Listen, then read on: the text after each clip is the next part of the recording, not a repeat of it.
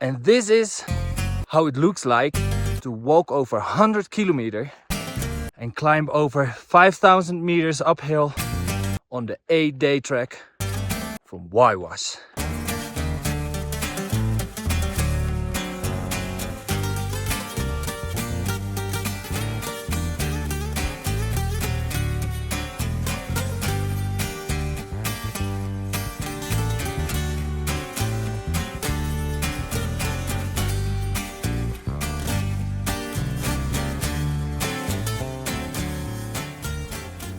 Arrived in my new casa, day one. How was it? We started at 4,180 and we went more or less 600 or 700 meters immediately at the start upwards, and it was quite doable. The speed was low, the tour guide just took into pace and we just followed with the group. And I think if I would be on my own, I would push myself more, and maybe that's my problem sometimes. I push myself too much. Anyway, the camp looks really nice with the mountains, with the snow in the back, so maybe we're gonna see a good sunrise tomorrow, but it depends what time we need to wake up and what time we are waking up. My feet are feeling really well, especially on walking on my barefoots again. Of course, will not change that. I'm a bit concerned about my sleep in a tent with not having a good mattress, not having a good cushion, but we'll see. After the climb up, by the way, it was only going down, and I expected to walk more kilometers. I'm not prepared like with information. They didn't tell me anything actually. I'm prepared with a lot of food, but I will tell you later on another day.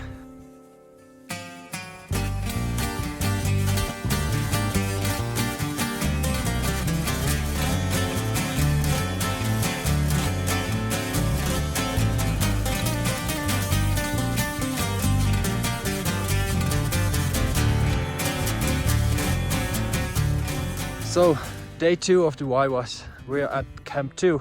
Look at this, how amazing is this? I'm gonna maybe jump in the river. First wash myself, then maybe jump in it. Or it's a lake. The day today was actually doable. It was 5 to 6 hours. I would say without the rest is 5 hours. And the altitude is, yeah, it's fine. I did expect it would be worse. I think the difference we got was 400 to 500, same as yesterday. I said it wrong yesterday. Anyway, this view from today was so amazing. It was so intense. Anyway, I need to shower in this, and it's so freaking cold because we don't have any other options.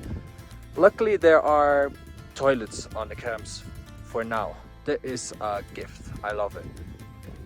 Oh. So I just came out of the lake and I watched the video after I was like warmed up with my clothes on, and I see how bad the view is. I mean, the view is good, but you don't see me jumping into the water. Anyway, it was refreshing, but I am still not into Wim Hof methods with the cold. Oh. So yeah. 6 more days to go, but there's one day, day 5, that we have a shower. I hope it's hot. We will see.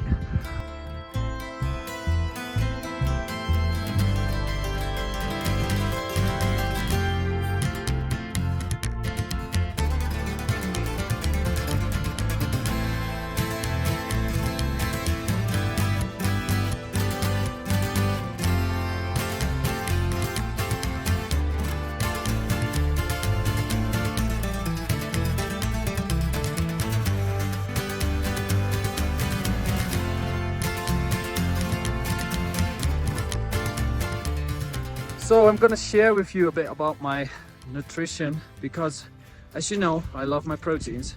So what did I bring to make sure I have my proteins? I brought sardines, mackerel in a can.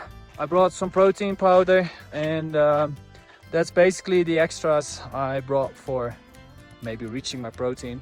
Maybe I can't even reach it. For example, yesterday as a breakfast we had fruit, which is amazing. I love fruits, but there was no protein at all. And during lunch it was avocado with potato.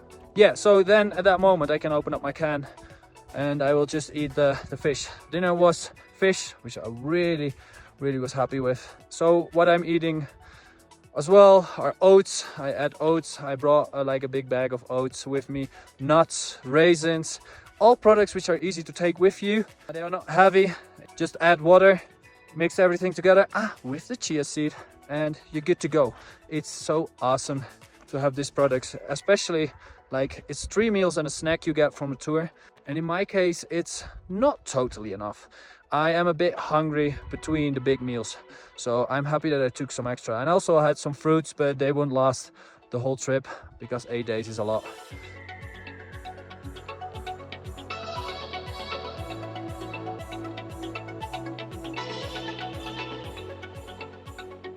Since I'm in Juarez, I actually didn't train properly, but it's totally fine. Of course, I'm doing a lot of hikes and some of them are quite intense, or I make them intense. This hike on Huayhuash is, I would say it's definitely doable, especially the pace we're taking. I would go definitely faster if we would split up in groups, but the thing is, it will put more pressure on my body as well, so maybe it's good to take it a bit slow.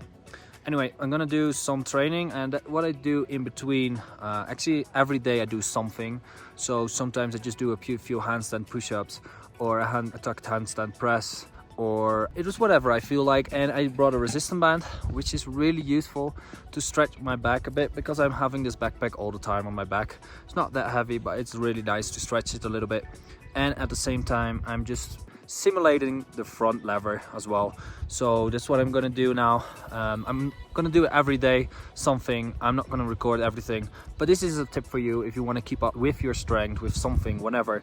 Just do some exercises. If you want to have your strength in your push-ups, or in your chest, I mean, a better or keep it the same, then just do some push-ups, a few sets.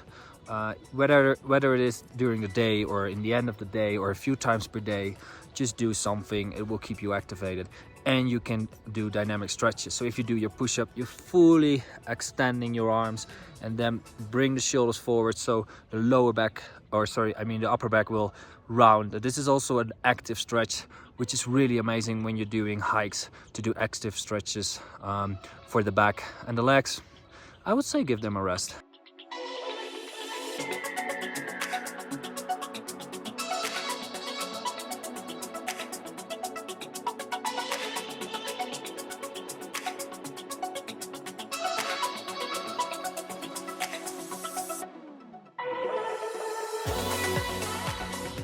Wanted to give you an impression of how the breathing will be when you're walking uphill, and this is what I give to you. It's considered as a moderate trek, and I think it's quite true. Some parts are going up for one and a half hour, but after that you have like down or up, down, up, down. It's not that you're going to go up like how I did in the Cochicarao one, which was basically 3 hours steep up. This is much easier, but this is so many more days. But anyway, absolutely amazing.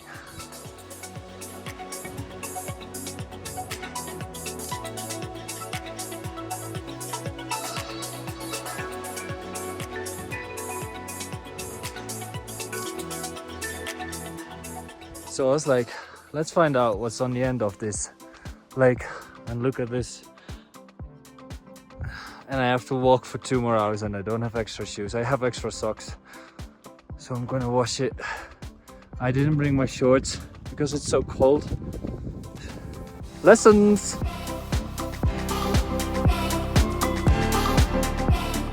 So, how is the walk with the muddy shoes? It's not comfortable. Sometimes some small stones are under my feet, but I didn't want to wash my shoes because they are foggy inside but not totally wet. And this is also a tip you can take away with you while you're doing hikes. Bring extra socks. Basically, a little bit sweaty feet can give you blisters really fast. So one of the things I've always learned, the moment you feel that your feet are getting a bit foggy, sweaty-ish, is to switch the socks. So you have dry feet again, and then you dry your socks while walking, and that's just so useful for preventing the blisters. So this is a good tip for hikes. Some people take extra shoes with them as well, so that can prevent as well, or if you have the situation like I had, then it's easier to fix. But for me it was, I'm just traveling with one pair of shoes, and for me that's totally fine. So now I need to go on. Whatever. This day, fourth day, I'm so mixed up with these days. A bit harder, I would say, until now. Maybe kind of the hardest, because like we went up to 5,000, 10 meters, but it's quite, I would say it's comparable with the previous day, but the previous day was more steep up and a bit shorter, and today was a bit longer, but also going up.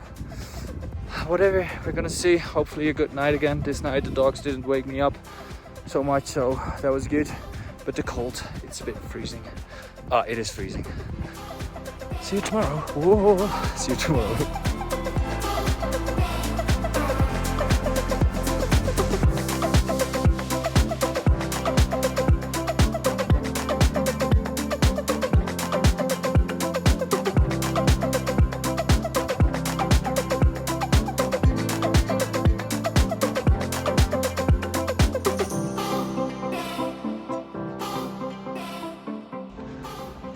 Day 5.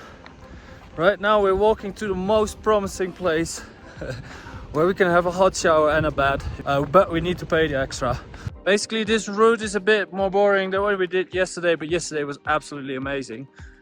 And so much stunning places. We're just following the valley, the river, going down towards the village. Since it's been so promising, we're not sure if we have too high expectations. But I will show you later. It's a bit of a shorter walk than we did yesterday. Today it's more or less 5 hours and we will be there.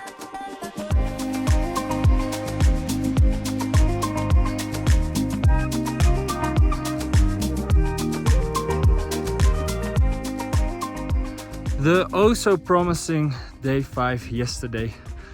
We had a beer, some chips, that was good. And have some more calories. I am not sure if I'm burning more calories than I'm eating. I'm so happy that I brought a lot. But about day 5, it was so nice to have a bed. So nice to sleep in the bed. This time the dogs didn't wake me up in the night, but the woman from the hostel, because other people needed to leave early. Yeah, it is what it is. Wi-Fi. So during the trek I didn't have any signal for 5 days, and it's not useful if you're an online coach. Of course I told my clients that I won't have that much internet, but that it wouldn't be this much. They informed me wrong to sell it. A bit upset about it. Anyway, now on day 6, the surroundings are nice. Not so special as 2 days ago, 3 days ago, but it's nice. And I'm walking alone now. I'm in front, just some time alone, because I wanted to continue the last part. And then we're gonna sleep in the tent again. It's the highest where we're sleeping for so far. And it's been cold a few times, so I hope it's not gonna be colder as the night we had some ice on the tents. I don't want that again. So not much to share about today. See you tomorrow then.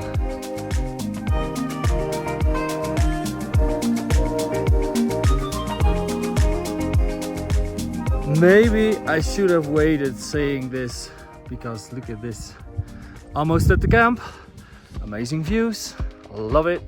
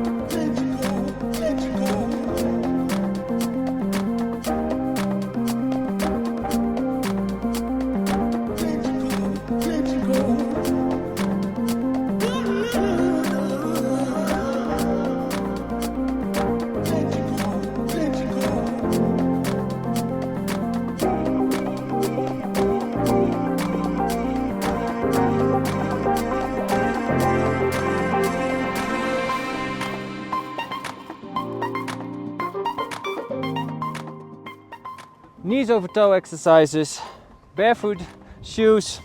On Machu Picchu, I'll tell you a bit about it, but I realized I didn't give you exercises. So I'm gonna give you the first exercise. A little bit of a wider stance.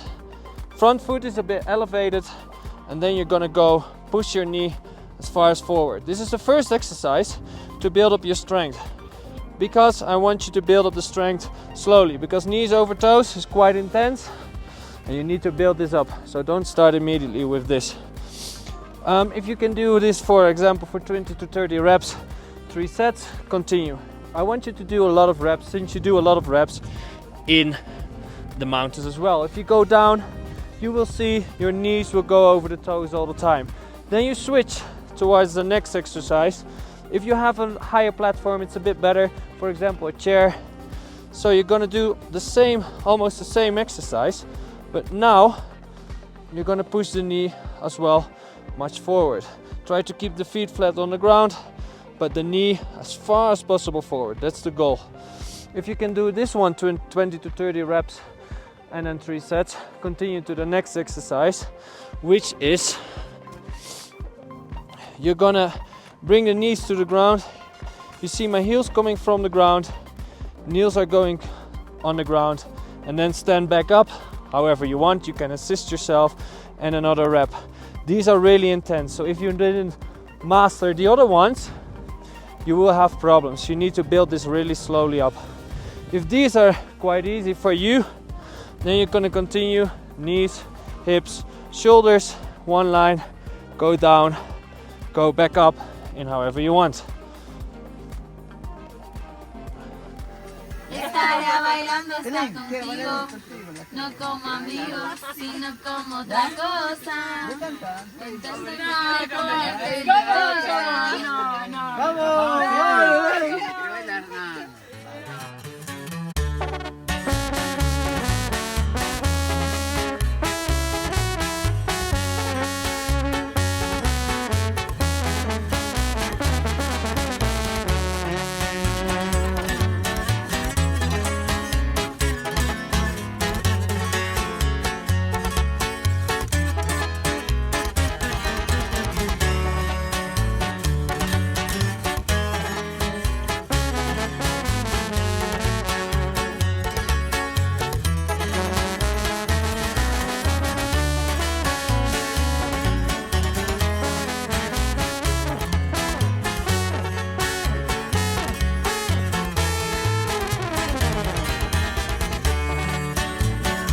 Rumi!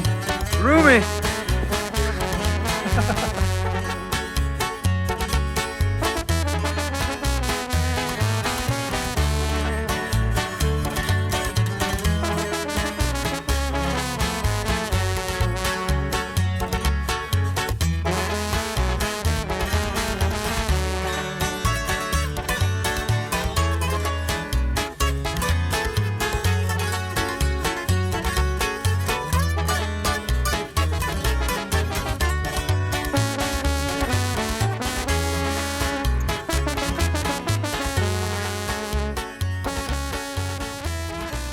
The entrance of civilization. This means we're back.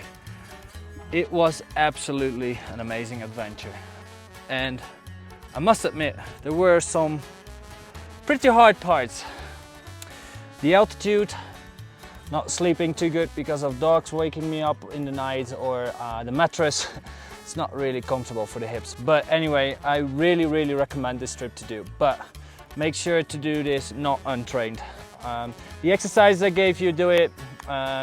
Also make sure to do breathing exercises, and make sure to work on your condition as well. So all these things together makes the trip much better. So for the breathing exercise, I advise you do it months before, but if you don't have much time left, do it a few weeks before.